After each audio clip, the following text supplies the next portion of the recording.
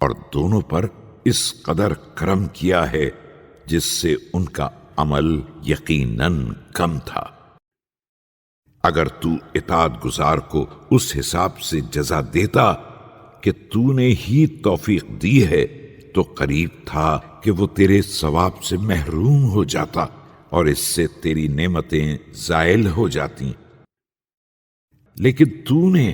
اپنے کرم سے ایک مختصر فانی مدت کے مقابلے میں ایک طویل اور ہمیشگی کی مدت عنایت فرما دی ہے، اور بہت جلد زائل ہو جانے والی انتہا کے مقابلے میں ہمیشہ باقی رہنے والی انتہا عنایت فرما دی ہے۔ پھر اس کے بعد تو نے اس رزق کا بھی حساب نہ کیا جسے کھا کر اطاعت کی قوت پیدا کی تھی،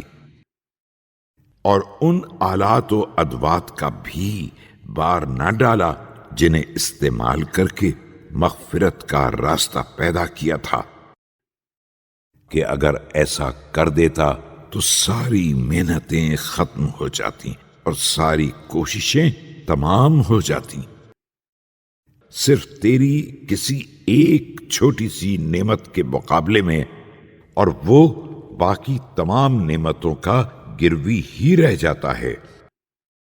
بھلا وہ کب تیرے کسی ثواب کا استحقاق پیدا کرتا اور ہرگز نہیں کر سکتا تھا۔ خدایا،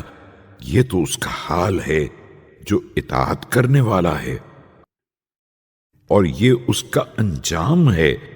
جو عبادت کرنے والا ہے۔ اس کے بعد جو تیرے امر کی نافرمانی کرنے والا